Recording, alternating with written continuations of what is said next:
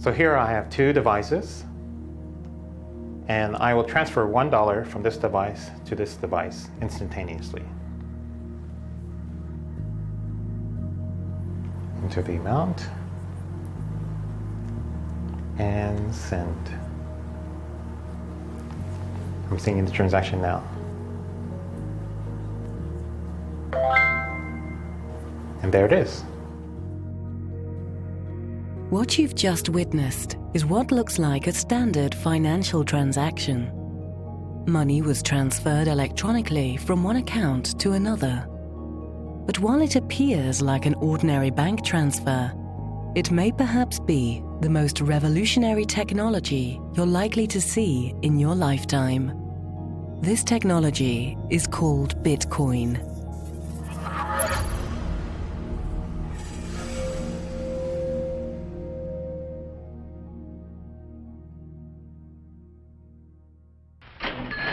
Money makes possible the exchange of many different goods and services among many different people. Wherever we go, we see money being used as a medium of exchange. Money is at the core of our existence. Every day we transact with one another. Currently, almost all of our daily transactions involve a third party, a bank, credit card company, or remittance provider. And ultimately, it's these institutions that carry out the transaction on our behalf. This is until the invention of Bitcoin. Bitcoin is truly one of the most important inventions ever in the history of humankind. That's how big of an impact it's going to have on our lives. And it sounds really difficult and complicated and hard to understand hearing about it. If you had only heard about email, it would sound difficult and complicated and hard to use. Bitcoin is literally easier to use than email. So what exactly is Bitcoin? Well, for starters, Bitcoin isn't actually a coin. Bitcoin is a new form of money, a currency that lives solely on the internet, one that some have even called magic internet money. I think part of the confusion is that Bitcoin is actually two different things. It's both a currency and a payment network. And we've never had one thing that's both of those at the same time. So the dollar is a currency, but it's not a payment network. PayPal and Visa are payment networks, but they're not currencies. Bitcoin is both of those things at the same time, but it has this other property, and that other property is that it can instantly be teleported anywhere in the world, just like that, almost for free. And there's nothing that anybody can do to block these teleportations. There's nothing anybody can do to intercept these teleportations. And if you're careful about how you use Bitcoin, you can do these teleportations anonymously. So with Bitcoin, with a push of a button, you can pay anyone anywhere in the world or receive payment from anyone anywhere in the world. In the aftermath of the global financial crisis, an author using the pseudonym Satoshi Nakamoto posted a 9-page document onto an online forum. The document, titled Bitcoin, a peer-to-peer electronic cash system, would soon become the building block for what is today the first fully working concept of decentralized money. These are the daily candles of Bitcoin, just in the backdrop. But I want to talk about these trend lines. You've seen them on other presentations even earlier today. I started out working at Bear Stearns back in 2007, so about a year and a half or so before the financial crisis really started to hit. And after Bear Stearns, I joined JP Morgan, where I became a VP, and that was my last job. All of these jobs were either Midtown or downtown Manhattan. Tone Vays is a Wall Street veteran. A former VP at JP Morgan, he now spends his time studying and educating audiences about Bitcoin. Bitcoin is generally difficult to explain. You want to try and break it down as simple as you can. So the simplest way is basically it's like a message. It's a digital message that you're passing. And normally we're all used to computers. We're all sending emails, we're all sending pictures, but you're always sending a copy. Anytime you hit the send button in a computer, you always retain a copy, you always retain the original. And when it comes to financial transactions, you hit the send button and you have an intermediary, the bank, that is moving money from one account to another. And this is the problem that Bitcoin solved. It was able to take something digital, and when you hit the send button, you're not actually sending a copy. You're actually sending a digital object. At its core, Bitcoin is basically a new monetary system. However, Bitcoin is unlike any other system we've seen in the past because it isn't centralized in one place. This decentralized nature of the Bitcoin platform is one of the things that make it so unique and world-changing. We're all familiar with PayPal or Visa or Bank of whatever. All of these traditional services that we're used to control who's allowed to have an account, who can send money from who, from what countries users can send money to other countries' users. With Bitcoin, there is no entity that's controlling any of that. There's just this software protocol that anyone can write software to interact with, and then anyone can install that software on their phone or on their computer. And once they have the software installed, they can now interact with anyone else, anywhere in the entire world that's also using the Bitcoin software. This software that runs the Bitcoin protocol is commonly called a wallet, a digital purse which stores and allows the holder to move Bitcoins from one wallet to another. The Bitcoin protocol is open source, meaning that the programming code is freely available to add to and redistribute. In this way, similar to anyone being able to add a new website to the World Wide Web, programmers are able to add new products to the Bitcoin network. We have Jason, for whom this is very late evening because he is in Australia, and we're about to do Jason's first Bitcoin transaction over Skype as our medium, so everyone can see how quick and easy it is. On my end, I will hit send, and Jason is going to hit request. So when he hits request, a QR code should have displayed in the middle of your screen, and he's going to put it up to the camera of Skype so I can scan it with the camera in my cell phone. All right, I see the QR code. My phone is trying to scan it. And there it is. I scanned it. So I feel kind of generous. Let's send Jason $5. So I have just sent Jason $5 in Bitcoin. And let me know when it's registering on your end that you have $5 worth of Bitcoin. And there it is. Okay, so that took about 10 to 15 seconds.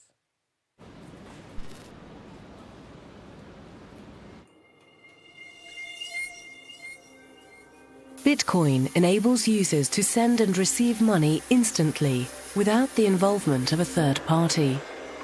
This digital breakthrough allows the user to effectively become their own bank.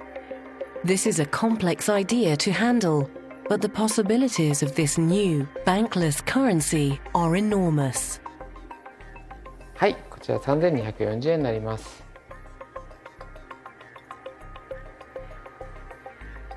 With the exception of actually handing physical cash to you, generally we have to rely on third parties for lots of different payments, be it credit cards or wire transfers internationally, or even sort of keeping cash under your bed, storing large amounts of cash, we use banks.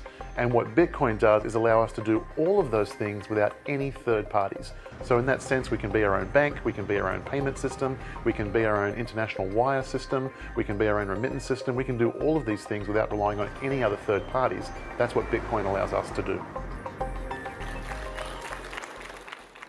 Before Bitcoin, all these companies like PayPal and Visa and Bank of America and any business, they had a ledger that kept track of all their account balances. So PayPal has a ledger that keeps track of exactly who has how much money in each PayPal account, and that ledger is stored on PayPal servers in PayPal's data center somewhere.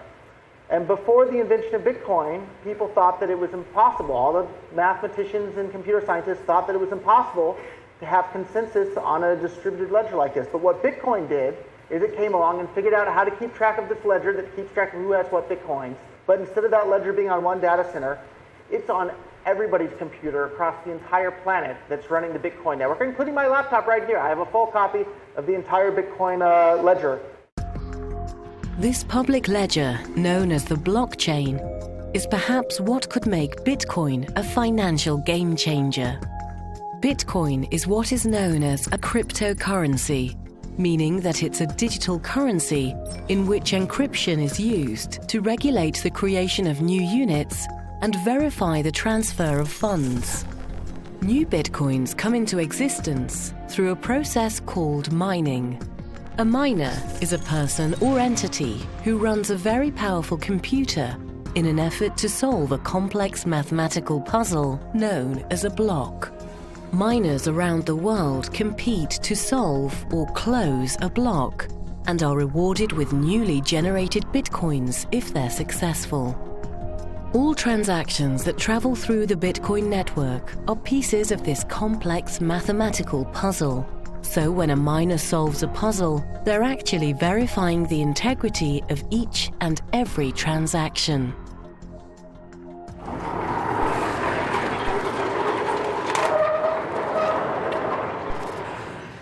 Welcome! This is one giant abandoned recycling plant.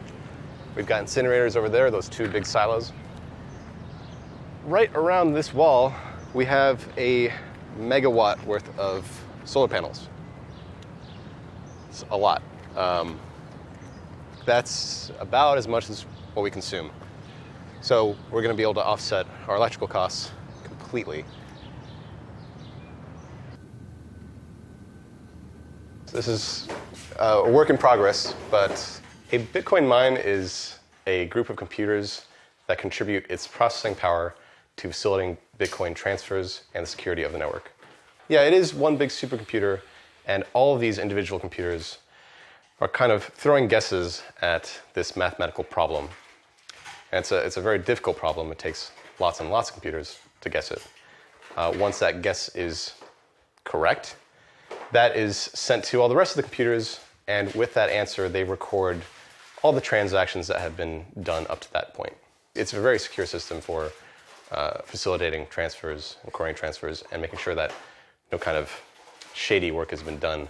Because there's some methods in financial transactions where you could double spend, and this whole blockchain thing is one great method of making sure that doesn't happen. Say if Alice wants to send Bob an email, what would happen under the hood is that along the path of the email across the network, her email gets copied in many places of the network. And eventually the final copy will be relayed to Bob. That's how email works, that's how digital transfers work, and that's how it should work for the majority of digital transfers. That's well and good. However, in the case of money, that would be disastrous if that were to be the way that money was transferred digitally. You don't want copies of the same dollar bill to exist on the network. That would ruin the scarcity premise of money. And so this was the problem that Satoshi Nakamoto tackled with the creation of Bitcoin. And so what happens with Bitcoin, the Bitcoin's blockchain, is that when Alice wants to send one Bitcoin to Bob, she creates a transaction, and that transaction gets copied across the entire network. However, this is different than, say, a single email, because that transaction has embedded in it instructions to the rest of the network that says, from here on out, control over this Bitcoin is now conferred to Bob. Okay? And the rest of the network honors that. One time I realized that, wow, Bitcoin is really difficult for people to understand, as I spent the whole evening explaining Bitcoin to a friend of mine, and then I got home that night and she posted on my Facebook page, and she goes, yeah, I was thinking more about Bitcoins, and you were explaining Bitcoin mining, and does that mean that Bitcoins are originally underground? And I realized that Bitcoin's a difficult concept for people to understand, and especially Bitcoin mining as well, because Bitcoins are not originally underground. For new users, Bitcoin can be a difficult concept to understand. Bitcoins aren't physical, and they certainly aren't underground. However, there are some interesting similarities between Bitcoin and a precious metal that is found underground. Gold. gold has been money and a store of value for thousands of years. Today, gold is mined all over the world. The amount of gold that can be extracted from the ground decreases over the life of a mine, until eventually the mine is exhausted of all of its gold. Bitcoins are also mined in a similar fashion. The Bitcoin algorithm is programmed so that the reward for mining new Bitcoins is halved every 4 years until the year 2140, when all Bitcoins will have been deemed to have been mined. Perhaps the mysterious creator behind Bitcoin was trying to mimic the attributes of gold, almost as if to create a digital gold coin which could be divided and then sent instantly around the world. I try to explain it in some really simple way, like miners, Bitcoin miners, they receive the reward just because they maintain the security of Bitcoin. Mathematically, it means that you need to solve quite difficult problems. It's a just guessing process. You have to make millions and millions of guesses. And if you're right, and you're able to close all these transactions inside of one block, you're successful and you receive 12.5 Bitcoins as miner. Originally, this reward was 50 Bitcoins. Every 4 years, this reward for miners is 2 times less, so reward will be decreasing over the time. The creator of Bitcoin, whoever he is, was a really smart guy. And he obviously liked math a lot. And he sat down and did some calculations and thought to himself, if everybody in the entire world were to start using Bitcoin, how many Bitcoins would we need in order for that to be able to accommodate everybody using Bitcoin for this? And each Bitcoin can be divided down to 100 millionth of a Bitcoin. And if everybody in the entire world were to start using Bitcoin as their money, the smallest unit of a Bitcoin, which is called a Satoshi, it's 100 millionth of a Bitcoin, would still be worth less than 1 US penny if the entire world were to start using Bitcoin. So who is this Satoshi Nakamoto? 2 years after publishing the white paper for the peer-to-peer electronic cash system, this mysterious figure vanished, never to be heard from again. The only clues to his or her identity can be found in the white paper. Some speculate he or she is of British origin due to the writings containing some British slang. Others believe that rather than being one person, Satoshi was a group of hackers working in concert to create a new monetary system which would decentralize money as we know it. I think he was a clever guy. He was not a normal geek. He had good knowledge of decentralized technology or decentralization. He had good knowledge of financial system, and he was quite good coder. But the code of Bitcoin is not definitely the best one. So it's definitely possible to write better code. There is also conspiracy theory if Bitcoin code was written by one guy or many different guys, hard to say. Anyway, I especially appreciate that it's first fully working concept of decentralized money. It's very interesting, like who Satoshi is. There's lots of speculation, especially among like the very early people in Bitcoin. But what difference does it make whether we know who created Bitcoin? I don't know that it makes any difference. There's lots of stuff that we use that we don't know who created it, and yet it gives us a lot of advantages in our day-to-day activities. I have no idea who Satoshi is. We know very little about Satoshi, and so he could be at an event, he could be someone we know, he could be someone I've spoken to, he could be a friend of mine for all I know. I don't know who it is.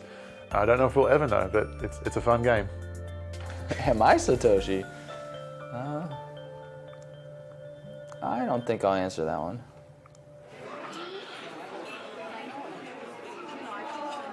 Regardless of the true identity of Satoshi, what he or she has invented could have profound effects on how our world evolves into the future. ビットコインで支払うとなんかかっこいいな。そんな感じです。最先端を行ってるっていう感じ。Because Bitcoin enables the user to act as their own bank, in essence, it frees the user from the traditional gatekeepers to their wealth. ビットコインはクレジットカードと違って支払いのサイトが、今まででしたら1ヶ月とか、60日後とかにカード会社からお店に支払われるものがビットコインだとそのサイクルが自由に決められますので非常に扱いやすいものだと思います。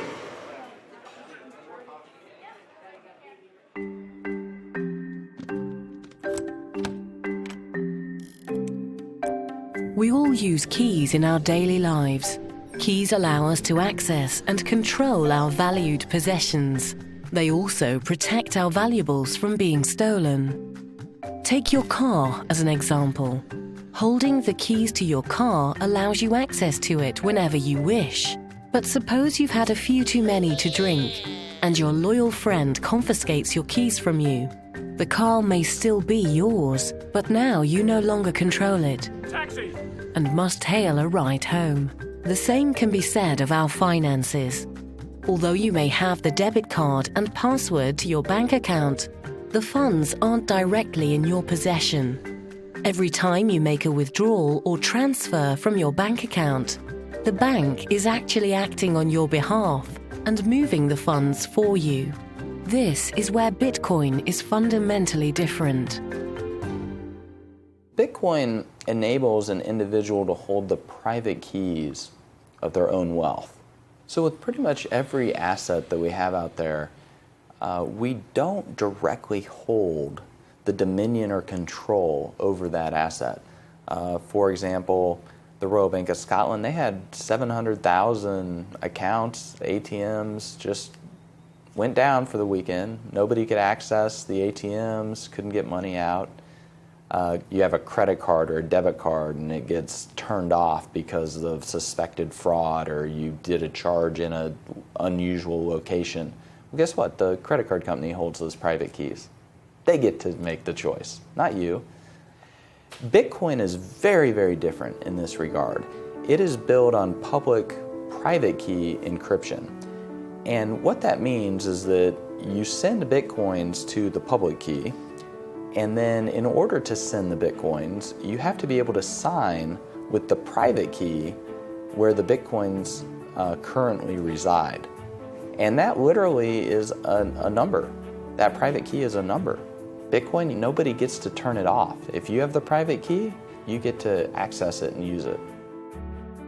With your Bitcoin wallets, there's associated what are called private keys. Okay? And these are literally what they sound like. They're private keys that can open and unlock your access to your funds. But let's be clear, if you lose any of your private keys, you lose access to your funds. Simple as that.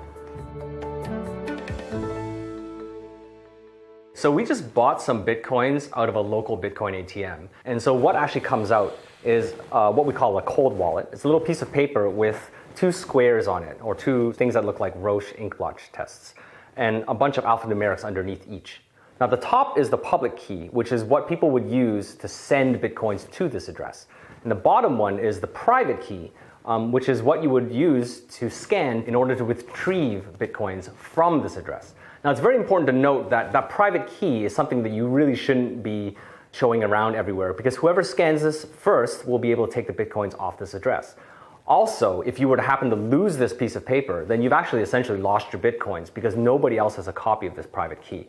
Right now, there actually is some Bitcoins on this address, so if you're seeing this for the first time, you may be able to scan this off yourself and take the Bitcoins for yourself.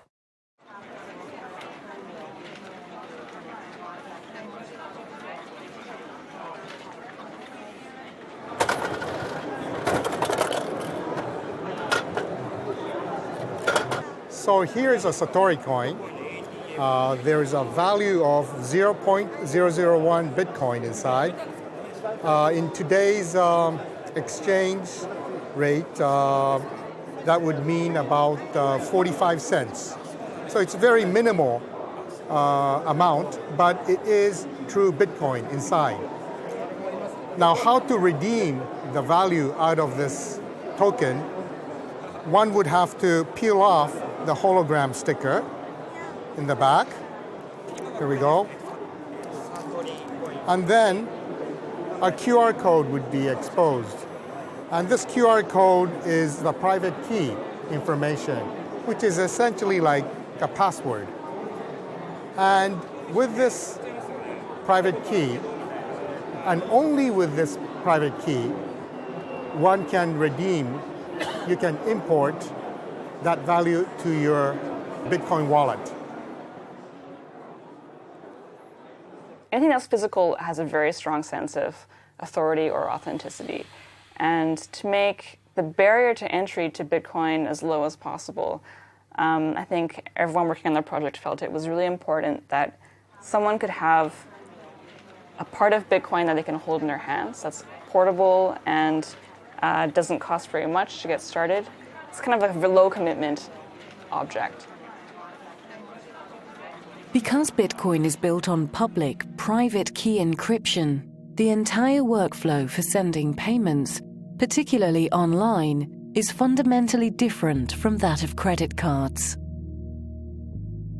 Credit cards were never built to be used on the internet in the first place. When the credit cards were made, there was no internet.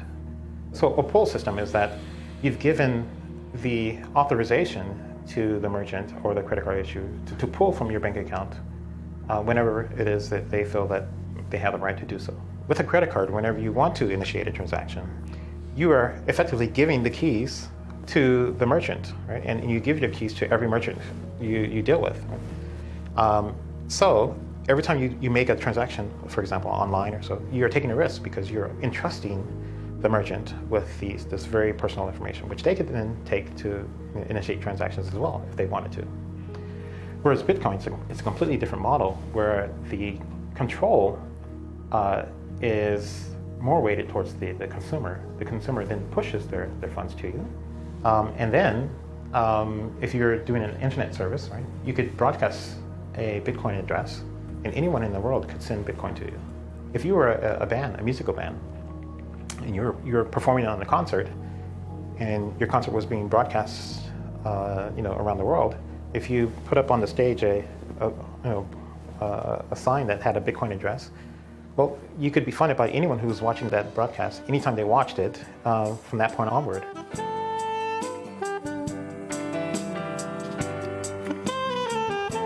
My name is Sanshiro Fujimoto, and I play the saxophone and other instruments. I compose and perform and make CDs, and I make my living by being a musician.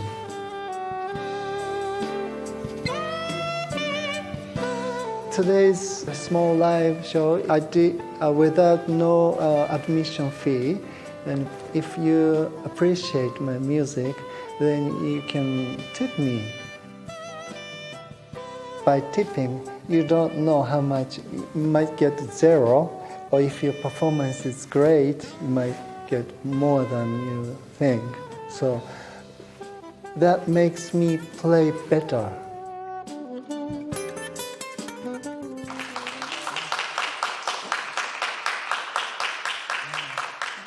Direct interaction is more about the art itself.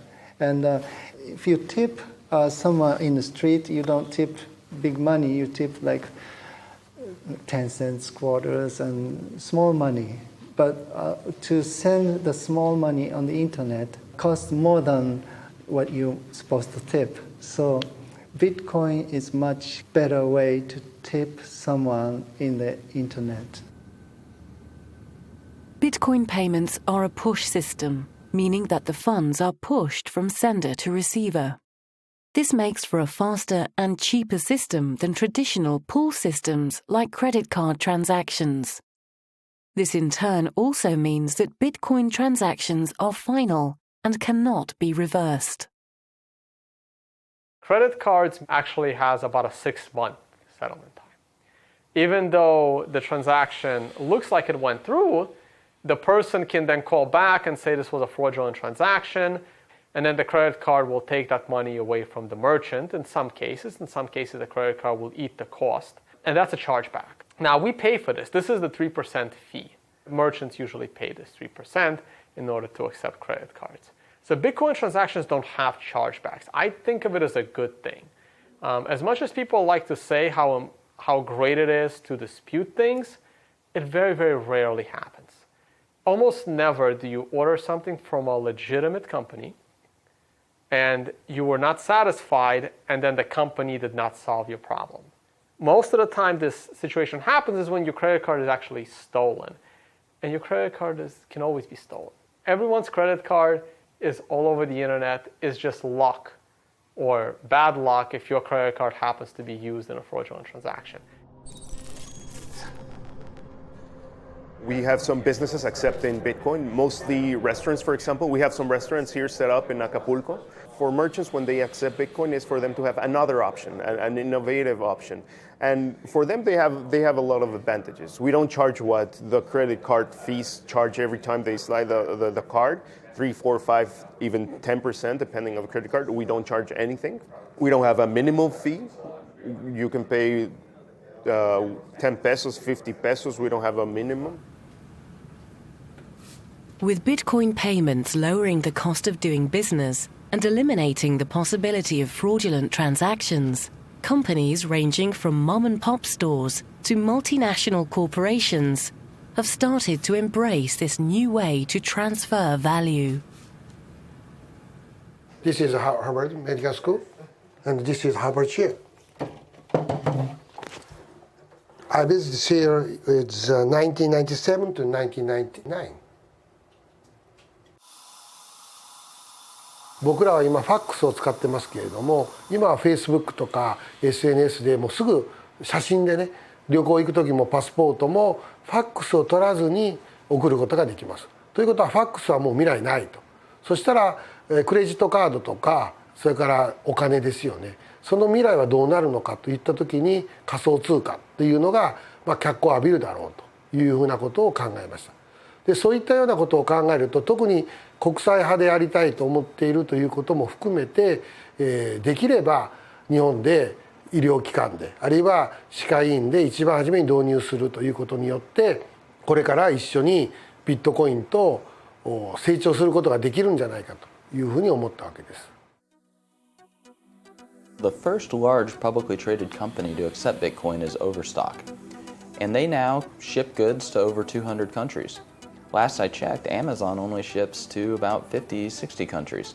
So they're seeding entire markets with entire populations in the billions, not even fighting for that market share.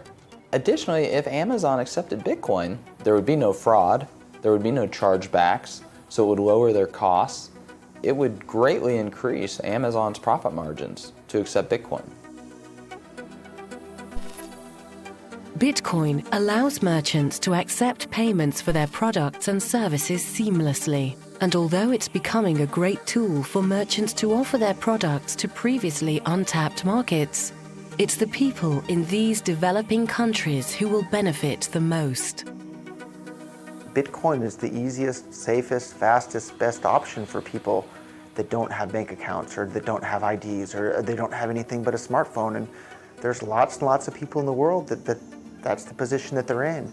And Bitcoin is this fantastic solution and an opportunity for them to participate in the world's economy without having to deal with banks and having to jump through all these hoops. They just simply install an app and now they're part of the world's economy. Something like 33% of the credit card transactions coming out of Africa are fraudulent. So nobody wants to take business from Africa. It's just too risky. With Bitcoin, you know the funds are good. So as a merchant, yeah, pay with Bitcoin. I'll sell anything you want, that's legal to Africa. Then they're able to start having property rights. And property rights is really what's going to help lift them up out of poverty. So Bitcoin does get into this niche of the underserviced people in the banking industry. So a lot of third world countries, they may not have access to bank accounts. They might not even have IDs to open a bank account. But if they have cell phones and if they have access to the internet, they can now have the equivalent of a bank in their cell phone. According to the latest World Bank figures, there are approximately 2 billion unbanked people throughout the developing world. The adoption and use of Bitcoin in these countries could transform this human rights issue and allow the unbanked population of the world to participate in the global economy. For the first time in the entire history of the world, anyone can now send or receive any amount of money with anyone else, anywhere, instantly, basically for free, and it's impossible for anyone, including governments, to stop them from doing that. And as much as I love gold can't do that, right? Think about that. Here, anybody in this room, you can now send and receive any amount of money with anyone, anywhere in the world, right now, and there's nothing that anybody can do to stop that. That was not possible before the invention of Bitcoin, and that is a fundamentally world-changing technology for every single human being on the planet. WikiLeaks was able to find funding through Bitcoin. And this was in the midst of a financial blockade that WikiLeaks was facing. At the time, the US had ordered the Visa, I think it was MasterCard as well, Bank of America, to blockade any donations to WikiLeaks. Say what you will about WikiLeaks. Not necessarily that I condone everything that they do, but I do think it is very important for freedom in the world, for people to have uncensorable ability to donate money to whatever political causes that they want to. And so I thought that was extremely powerful for WikiLeaks to be able to defy the US in that sense. Because Bitcoin puts the private keys of wealth in the hands of the user, it can be used to support activist causes. But Bitcoin can also be used for a night out on the town. My name is Ken Shishido. I am co-organizer for Tokyo Bitcoin Meetup Group. We have this special event tonight, having burlesque dancers receiving Bitcoin tips. The reason why I do this is that sometimes we want to make our meetup interesting instead of talking about really technical stuff or political stuff. So this is one of the events we want to make it really fun and see what can be done using Bitcoin.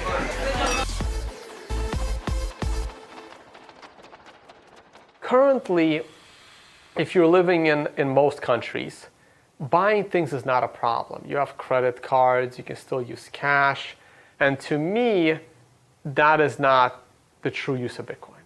The true use of Bitcoin is to give you financial privacy, which I find extremely important. During the global financial crisis, as cracks in the financial system spread, institutions once thought to be invincible were shown to be vulnerable.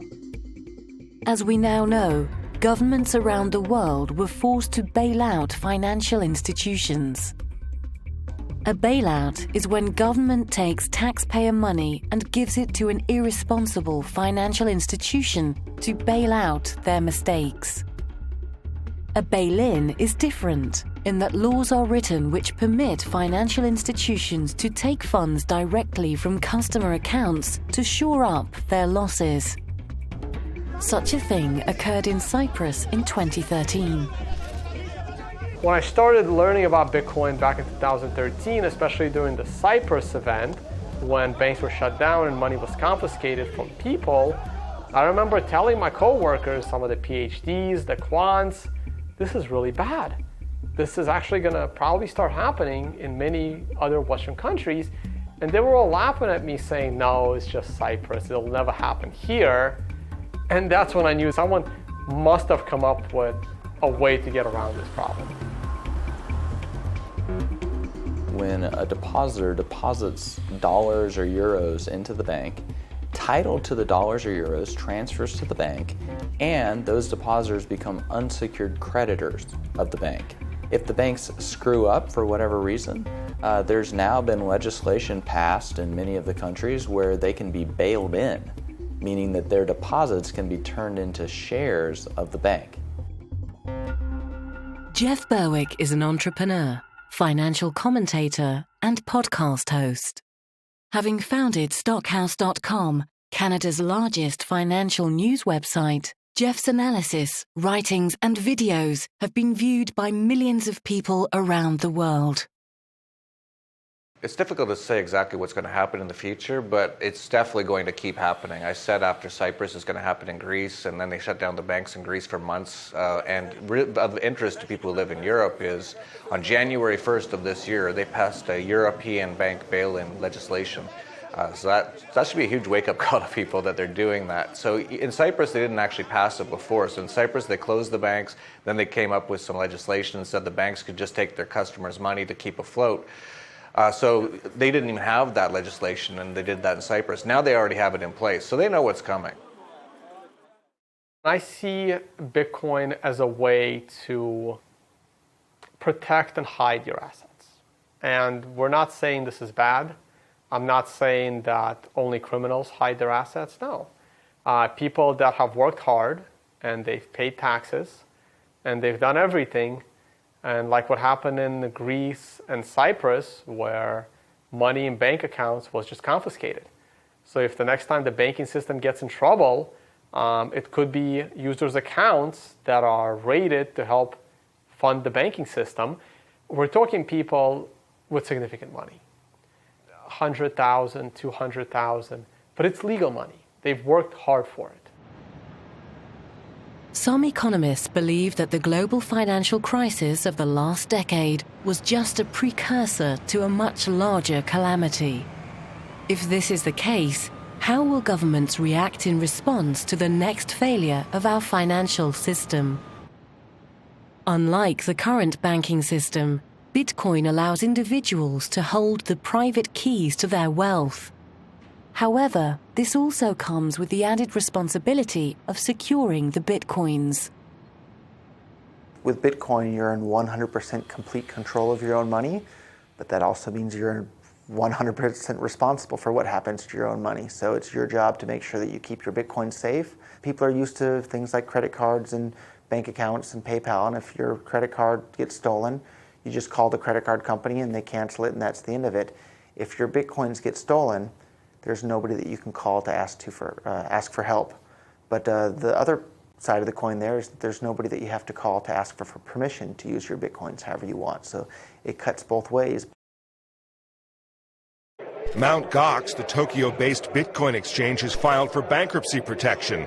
The announcement comes days after the exchange announced that as much as $450 million of the virtual currency had gone missing. CEO Mark Capelli's apologized and bowed deeply on Japanese television. It remains unclear if the missing Bitcoins were stolen, voided by technological flaws, or both.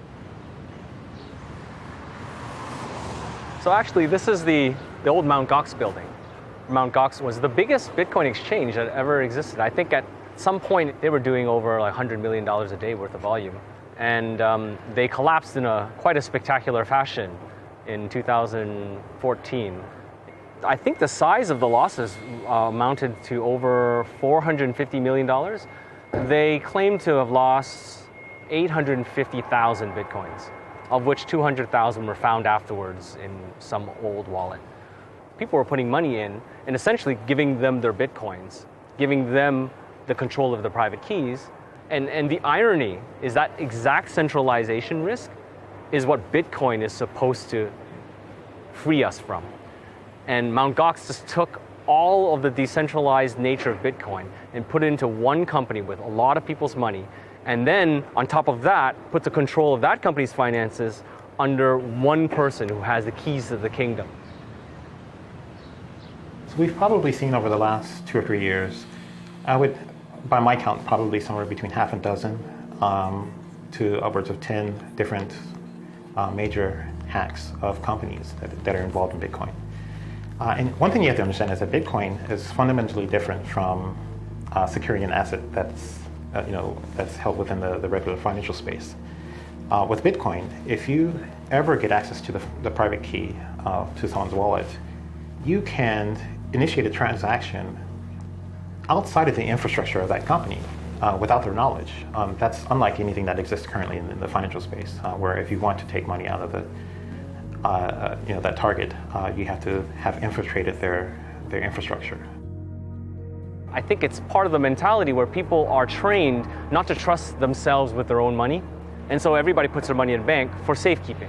And so that sort of mentality where you put your money in some pooled company whose sole purpose is to safeguard it, that is a really hard stigma to break, to change. And I think this is the thing that's the most challenging about Bitcoin, is that it challenges people to question that stigma.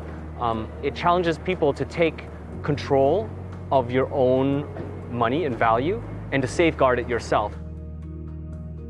As we know, at this time, Bitcoin is quite secure. If you have more than half of Bitcoin network power, you can take control of the Bitcoin network. But technically, this is really hard. When we consider the current Bitcoin power, it's almost impossible. So from this point of view, Bitcoin is much secure than the biggest and the most secure portals of some biggest banks in the world.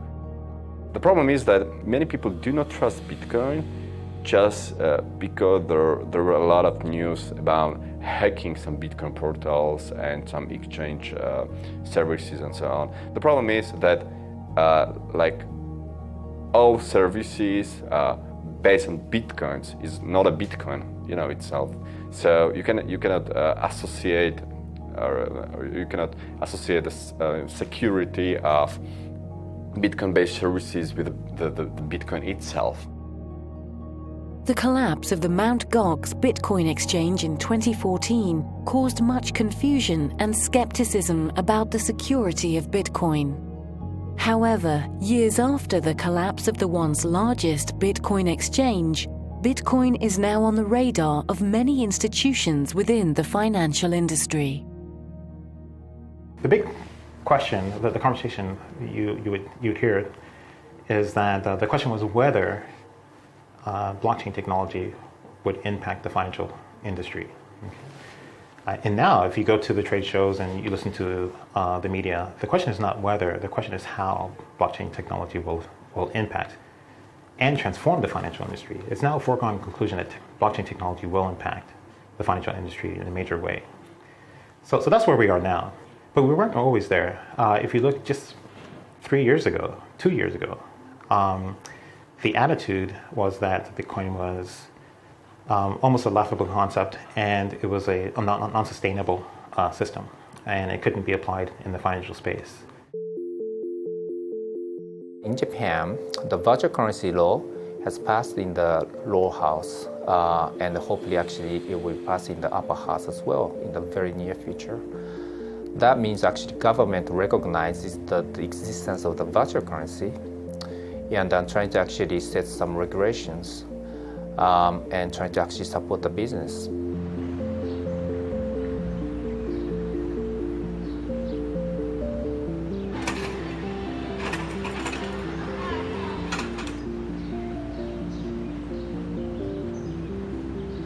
This Bitcoin, well, it looks great,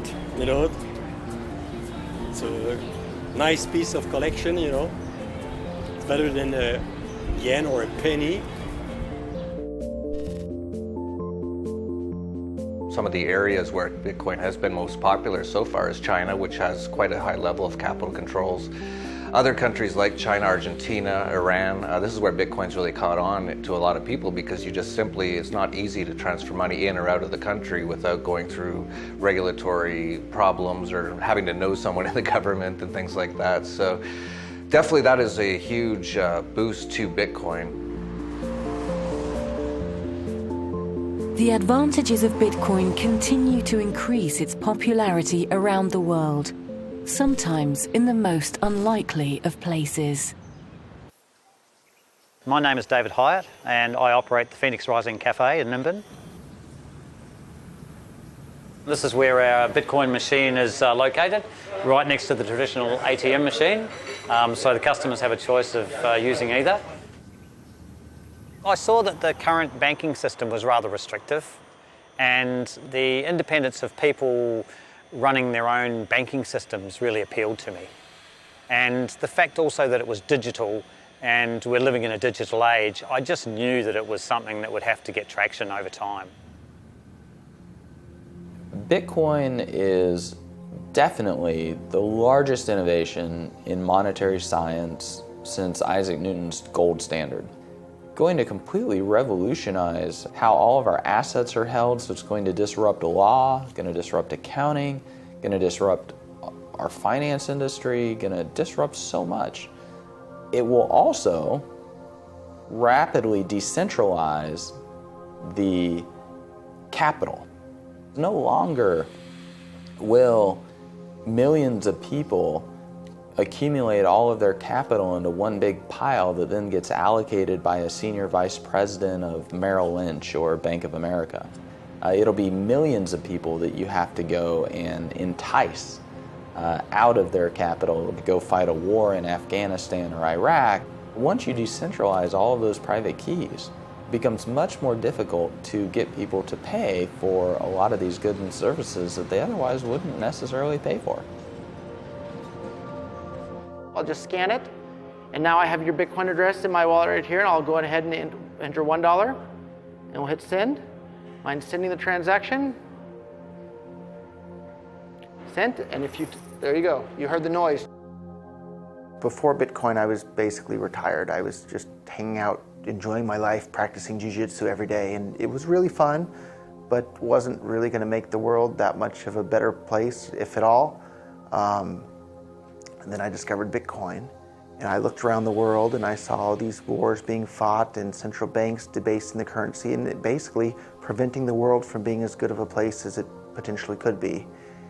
And I saw Bitcoin, and I saw this as a tool to strip away all of their power to do that. Most people aren't interested in paying to kill people they've never met in other countries. Most people are willing to pay for roads and schools and hospitals. So if the governments say we need money for roads and schools and hospitals, I think people would probably give them a good chunk of that. If governments say we need money to go kill people in other countries that you've never been to in your entire life and you're probably never going to go to in your entire life, people are going to say, no, I don't want to pay for that. But if you're using bank accounts and dollars and euros, governments can seize all the money out of your bank account at any time. They can print as many new dollars or euros as they want to pay for these things at any time. If the world's using Bitcoin, it takes away those tools from government, and I think that makes the world a much, much better place. For the first time in history, Bitcoin now provides the entire world with a completely decentralized payment system. One where each individual holds the ownership and control of their own financial wealth. One where all users can transfer value and interact freely amongst each other instantly. What could the future of our world look like with such a revolutionary tool? The possibilities could be truly magical. Bitcoin is magic internet money. Bitcoin allows you to send and receive money with anyone, anywhere in the world, just like magic. I'm at a loss for words because it's that exciting and that world-changing. With Bitcoin, you can pull out your iPod or your iPhone or your tablet or whatever, install an app, and in less than 30 seconds, you have the ability to send and receive money with anyone, anywhere in the world, basically for free. And you can be 10 years old and do that, or you can be 100 years old and do that. You can be that in any country. That's magic.